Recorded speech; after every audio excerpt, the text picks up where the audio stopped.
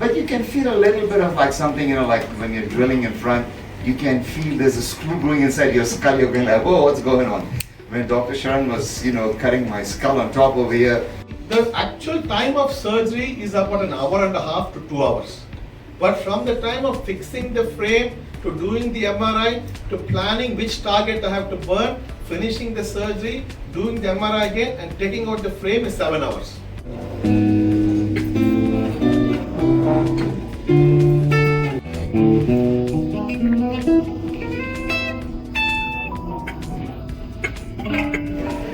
Doctors at Bhagwan Mahaveer Jain Hospital, Bengaluru achieved a remarkable breakthrough by performing an awake brain surgery on 65-year-old Joseph D'Souza, a guitarist from Los Angeles, US. Joseph suffered from guitarist dystonia, a rare neurological disorder causing involuntary muscle contractions in the hand, making it impossible for him to play his instrument.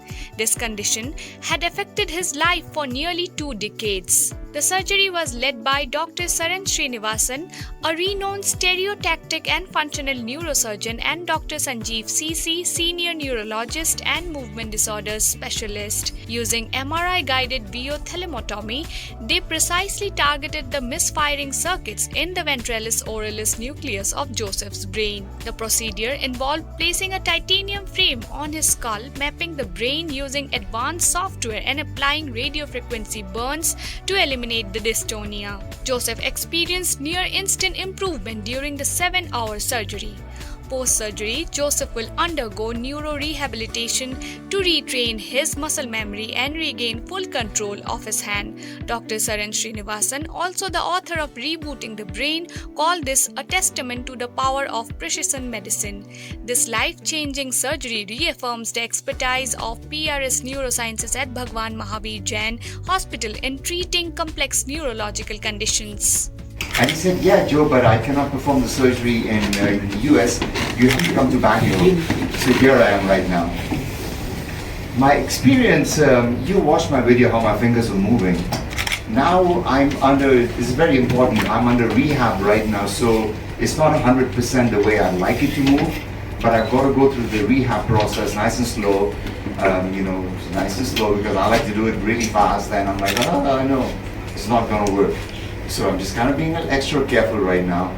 And the actual surgery process, I mean, there's a little bit of, it's under anesthetic, so you don't really feel the pain, but you can feel a little bit of like something, like when you're drilling in front, you can feel there's a screw going inside your skull. You're going like, whoa, what's going on?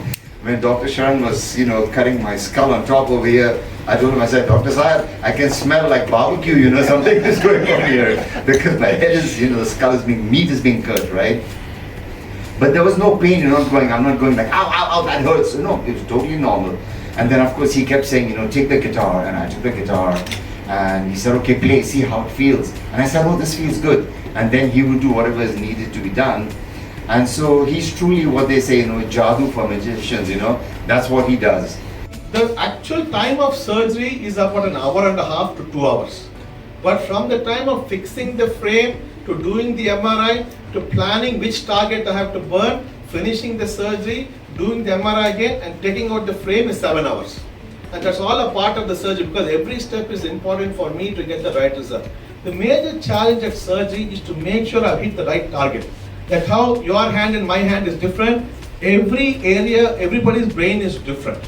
Like I said, Abhishek's was less than 9 centimeters inside, he is 10 centimeters inside.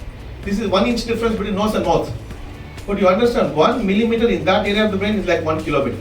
If I'm even 1 millimeter lesser than where I should be, his hand will start going like this, he will have difficulty in speaking, very, very risky.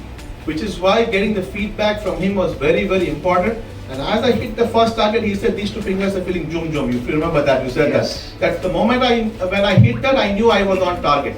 So that feedback from the patient and keeping him calm is the biggest challenge. Obviously the technical things of making sure the machine works and all is there. But otherwise getting the feedback, interpreting it, and like I repeated, once I burn beyond 55 degrees, the burn is permanent. Nobody can change it, and that's why being at the right spot is very critical.